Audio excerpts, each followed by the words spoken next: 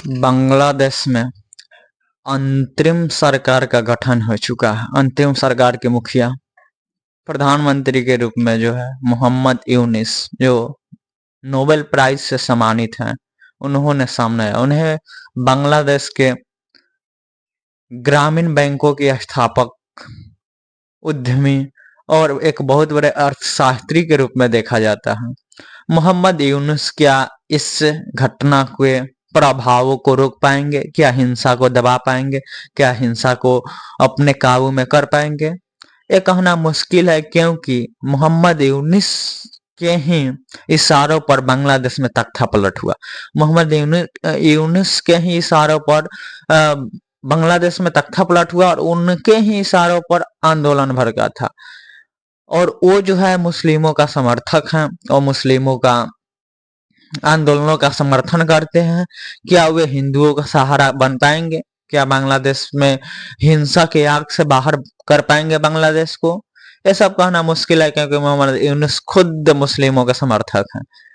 अब उन्होंने भारत के लिए कह डाला कि जब उन्होंने अंतरिम सरकार का गठन हुआ, उसके बाद भारत के लिए कह डाला कि भारत अगर बांग्लादेश के अंतरिम मामलों में हस्तक्षेप करेगा तो भारत भी शांत नहीं रहेगा।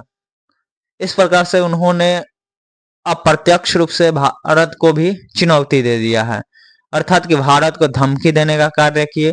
तो इस पर प्रधानमंत्री मोदी जी की क्या प्रतिक्रिया आती है? वे क्यों चुप हैं? वो क्यों नहीं आकर के हिंदुओं के हितैषी कहलाने वाला माननीय प्रधानमंत्री नरेंद्र मोदी जी क्यों नहीं आकर के बोल रहे? क्यों नहीं इस पर प्रतिक्रिया दे रहे हैं? उनको आकर के इस पर बोलना चाहिए, अपनी प्रतिक्रिया देनी चाहिए और मोहम्मद यूनुस का मुंहतोड़ जवाब देते हुए 1971 का बातें याद दिलानी चाहिए उनको कि तुम्हारा संस्थापक तो हम भारतवासी रहे हैं हो, और तुम जो है हम लोगों को आंख दिखा रहा है। मोहम्मद यूनुस का तो बात अलग है, लेकिन भारत का विदेश नीति जो है पूर्ण रूप से चौपट है। भारत का जो विदेश नीति है, विदेश मंत्री एस जयशंकर ने, उनका जब उनसे सवालें पूछा जाता है तो उनके पास कोई जवाब नहीं होता है। विदेश नीति तो पूर्ण रूप से चौपट है। ऐसे तो चाइना और पाकिस्तान दोनों एक दूसरे के साथ हैं और भारत का विदेश नीति यही सिखाता था कि कभी भी चाइना और पाकिस्तान एक दूसरे के साथ न हुआ। ये अच्छे विदेश नीति का प्रभाव था, लेकिन वर्तमान समय में दोनों एक दूसरे के साथ हैं और उन्हीं के आईएसआई के बदौलत जो है बांग्लादेश में तख्ता पलट हुआ। और इसी सब बातों को लेकर के हमें नहीं लगता कि मोहम्मद यूनुस जो है बांग्लादेश के आंदोलनों को रोक पाएंगे, उसको संभाल पाएंगे, क्योंकि वो खुद कट्टरपंथी हैं और कट्टरपंथियों का ही आंदोलन चल रहा है। इन कट्टरपंथियों का आंदोलन में जो है हिंदुओं का दुर्गति हो रहा है।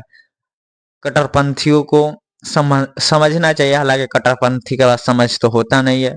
जितने भी कट्टरपंथी होंगे किसी के पास समझ नहीं हो सकता।